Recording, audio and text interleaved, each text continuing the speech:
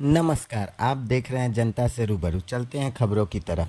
आज आकाश शर्मा के नेतृत्व में भाजपा के सभी कार्यकर्ताओं द्वारा बिजली ऑफिस का घेराव किया गया, जहां पर कई मांगों को लेकर बिजली विभाग के अधिकारियों को ज्ञापन दिया गया।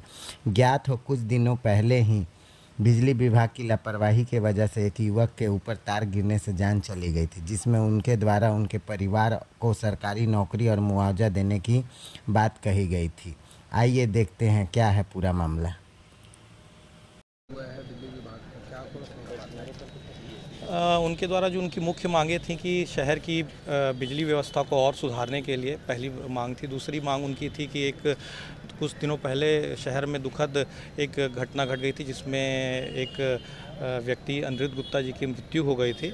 उसके संबंध में उनको मुआवजा दिलाने और उनके घर में किसी एक व्यक्ति को नौकरी दिलाने के संबंध में उनके द्वारा मांग रखी गई, ये मुख्य मांगें थी।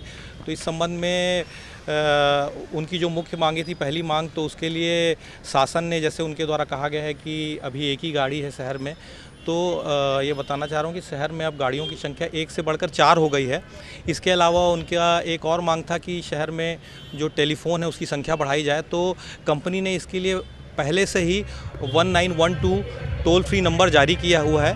तो जब कभी अगर मोर बिजली ऐप भी है, इसके लिए मतलब कई और माध्यम से आप अपनी कंप्लेंट दर्ज करा सकते हैं।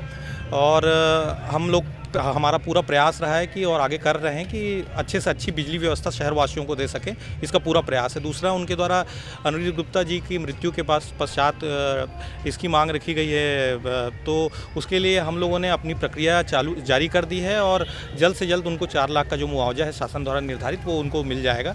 इसके अलावा उनके द्वारा उनके घर के किसी व्यक्ति को नौकरी के लिए कहा गया, तो ये चूँकि ये शासन स्तर का मामला है, तो इसके बारे में जो भी है प्रक्रिया करके हम इसका आगे इसके लिए एक आवेदन भेजेंगे और जो भी वहाँ से डिसाइड होता है उसके हिसाब से उस पर कार्रवाई की जाएगी। सर, आपने बताया 1912 जो सरकारी नंबर है, परंतु कई शिकायत आ रही कि ये जो नंबर है छत्तीसगढ़ के बदले मध्य प्रदेश में कॉल लग रही है। नहीं जी, क्योंकि ऐसे बहुत सारी शिकायतें 1912 में दर्ज होती हैं, तो इसलिए मैं कंफर्म हूँ कि इसमें ऐसा स्थिति नहीं आएगा। इसके अलावा जो है सभी लोगों के पास आज की डेट में मोबाइल है और इसका बहुत अच्छा एक ऐप आया है छत्तीसगढ़ राज्य विद्युत वितरण कंपनी के द्वारा, जिसका नाम है मोर बिजली ऐप।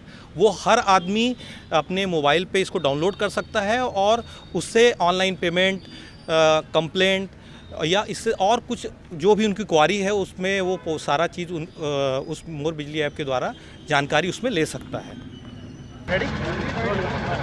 बताएंगे युवा मोर्चा द्वारा विरोध प्रदर्शन किया गया है। देखिए, हमारी सबसे पहली मांग ये थी, बिजली विभाग की लापरवाही के कारण रायगढ़ के होनहार युवा अनिरुद्ध गुप्ता भाई की बिजली विभाग की लापरवाही के कारण उनकी मृत्यु हो गई तार गिरने के कारण।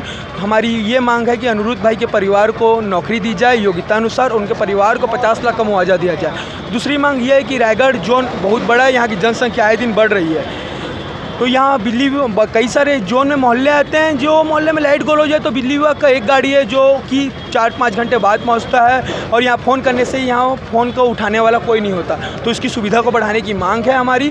और कई सारे अनेक मुद्दे में बताते बताते शाम हो जाएगा। मैं यहीं पर अपने मुद्दा को समाप्त करता हूँ। मेरा व्यक्तित्व है, मैं वजूद रखता हूँ, मेरी आइडेंटिटी है, मैं संघर्ष करने के काबिल हूँ। हाथों में हथकड़ी और जीने के लिए संसार चाहिए, लेकिन अनिरुद्ध भाई को इंसाफ नहीं मिलेगा तो इससे बड़ा उग्र आंदोलन, महाआंदोलन किया जाएगा। जो भूपेश बघेल कान खोल के सुन ले कि भारतीय जनता पार्टी का एक कार्यकर्ता शांत रहने वाला नहीं है, जमीन से लेकर संसद की लड़ाई लड़ने को तैयार है। भूपेश बघेल, मैं आपको बताना चाहूँगा, जिस प्रकार आपकी लापरवाही हो रही है, आपने बिजली बिल हाफ करने का वादा किया था गंगा जल लेके और आपने छत्तीसगढ़ की बिजली हाफ कर दी। अगर भूपेश बघेल जी आप अपने वादे पर सख्त नहीं रहे तो 2023 में रायगढ़ की जनता आपको स्वीकार नहीं करेगी, उखाड़ फेंकने का काम करेगी भारतीय जनता पार्टी के हर एक कार्यकर्ता, रायगढ़ जिले के हर एक जनता।